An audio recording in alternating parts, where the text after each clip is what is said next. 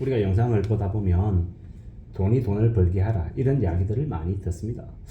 자본소득으로 가만히 내버려둬도 알아서 꾸준한 현금 흐름을 만들어내는 그 수준을, 그 구조를 만들어 놓고 난 이후에 은퇴하라 이런 얘기죠. 근데 저는 곰곰이 생각해 보면요, 그렇게 자본소득으로 은퇴할 수 있는 사람이 이 대한민국 천지에 몇이나 될까라고 궁금증을 가져보는데, 정말 그럴 수 있는 사람은 있긴 할 겁니다. 극소수겠죠. 그 사람들은 나이 50 넘어서 지금부터 수능 공부해서 서울대 수석으로 합격하는 사람하고 비슷한 비율이 아닐까라는 생각을 해봅니다. 머리가 다 굳어졌는데 이제 막 10대에 매일같이 하루에 10시간, 12시간씩 공부하는 학생들하고 경쟁해서 이겨낼 수 있는 사람, 그 정도의 두뇌를 가지고 있는 사람, 인내심을 가지고 있는 사람이어야 그래야 자본소득으로 은퇴할 수 있지 않겠나라는 겁니다. 실제로 자본소득으로 은퇴하기란 무지하게 어렵다라는 이야기를 하고 싶은 거고, 그리고 우리가 이루기 너무도 어려운 것들을 목표로 삼고 살아가다 보면 어떻게 되냐? 조금 하다 보면 나 못할 것 같아. 그리고 지레심작으로 나아버릴 가능성이 크다라는 겁니다. 너무 달성하기 쉬운 목표를 세우는 것도 의욕이 안 생기게 할 수 있지만, 그렇다고 너무 손에 잡히지 않는 저 위에 있는 것들을 목표로 삼으면 또 조금만 하다가 그냥 포기해버리는 그런 이제 상으로 흘러갈 수 있다는 겁니다. 어느 정도여야 된다라고 생각합니다. 제가 생각할 때는 현금 흐름을, 꾸준한 현금 흐름을, 현직에서 일하고 있는 동안에도 꾸준한 현금 흐름을 월 100만원, 한 200만원 정도까지 만들면 얼마나 좋을까라는 생각을 해봅니다. 예를 들어서 월 100만원이라고 해볼게요. 월 100만원이면 1년에 1200만원이죠. 1년에 1200만원을 만약에 이뤄내려고 한다라고 하면 세금 다 제하고 순수익률이 5% 이상 돼야 됩니다. 그러려면요, 2억 5천, 2억 4천 가지고 있어야 순수익률 5% 따지면요, 그랬을 때 월에 100만원, 1200만원이 가능한 겁니다. 순수익률이 예를 들어 5%인데 만약에 월에 200만원씩 가지고 싶다. 1년에 2400만원. 그러면 대략 따지면 어떻게 됩니까? 현금이 5억이 있어야 된다는 겁니다. 5억이 있어야 5억을 가지고 순수익률 5%를 내야, 그래야 월에 200만원을 낼 수 있다는 겁니다.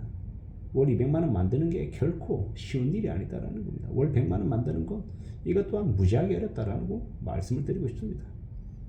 예를 들어서 본인 나이가 60이고 65세예요. 그런데 뭐 가지고 있는 뭐 현금이 2억이 있다, 3억이 있다, 없다. 그러면 예를 들어서 만약에 노동을 해서 본인이 할 수 있는 일을 해서 실수령액으로 월에 만약에 200만원 받는다라고 하면요, 아까 말씀드렸던 논리하고 똑같습니다. 2억 4천만원 가지고 5%의 수익을 낼 수 있는 사람이 이 자본소득으로 낼 수 있는 게 월에 200이잖아요. 근데 자본소득으로 안 되면요, 노동소득으로 하면 안 되냐라는 생각을 저는 하는 겁니다. 우리가 사람이 돈이 꾸준하게 있어서 일 안 하고 살면 좋겠다라고 생각하는 사람도 있지만, 또 어떤 사람들은요, 일하지 않고 가만히 있으면 자기 존재감이 사라졌다고 생각하고 무기력해져서 어디론가 가고 뭔가 일을 벌리려고 하는 사람들도 있습니다. 그런 것들 보면 자존심 낮추고 자기가 할 수 있는 범위의 일을 선택해서 꾸준히 해나가는 것, 이것 또한 되게 의미가 있고 가치가 있다라고 저는 생각하는 겁니다.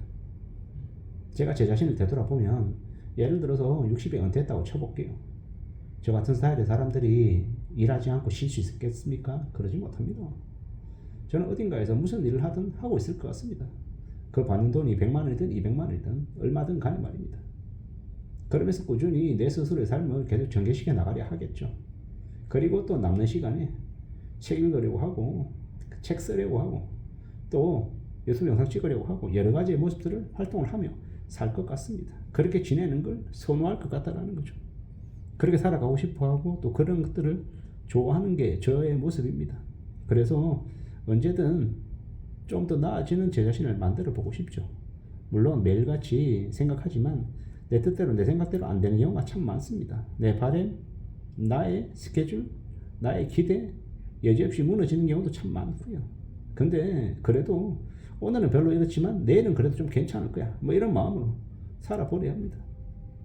내 스스로의 이 마음가짐, 태도, 자세, 이런 것들이 잘 정리가 안 될 때도 많고요. 그래도 우직하게 앞으로 나아가 보겠다라는 마음을 좀 더 가지려 하는 거죠.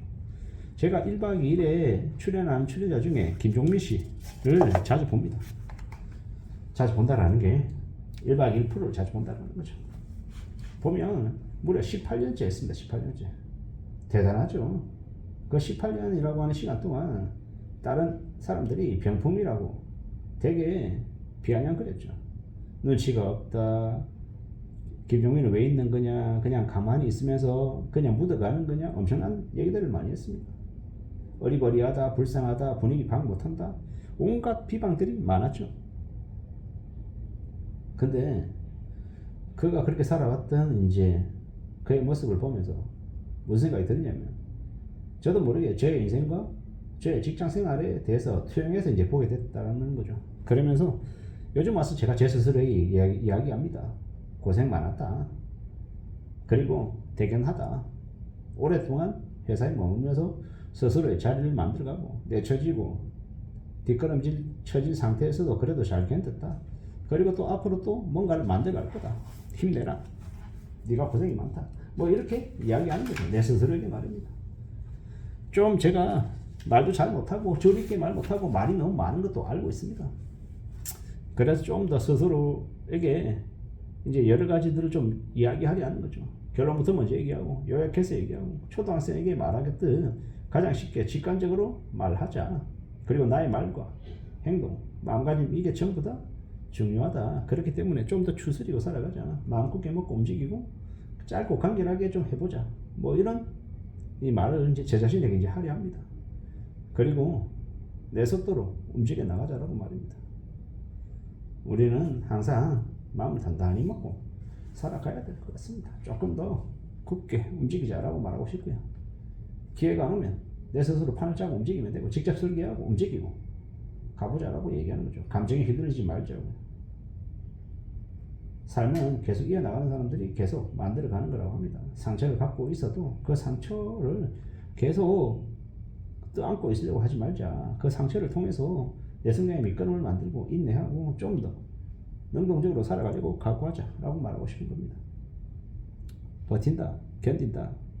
어떻게 느낄 때는 그 버틴다, 견딘다라고 하는 말이 좀 별로일 수도 있습니다. 한데 그렇게 끈기 있게 살아가고 포기하지 않고 지내면 또 나아진다라는 거. 조금만 더 버티다 보면, 이기다 보면, 기다리다 보면 길이 열린다라고 생각합니다. 그런 마음으로, 그런 의지로 지내보자라고 말하고 싶습니다. 그리고 쉽게 돈을 번다, 쉽게 어느 자리에 이른다, 이런 생각은 안 하는 게 좋겠습니다. 쉽게 뭔가를 이룰 수 있을 거라는 그런 기대나 환상이 우리 인생을 파멸로 몰고 간다라고 생각해야 됩니다. 세상의 모든 일은요, 냉철하게 검토하고 물어야 됩니다. 묻고 또 물어서 찾아가야 된다는 거죠. 경계심을 넘추고 그냥 이제 됐다라고 생각할 때 그때가 제일 위험하다고 얘기합니다. 마음 단단히 먹고 세상을 살아가야 될 것 같습니다. 이상입니다.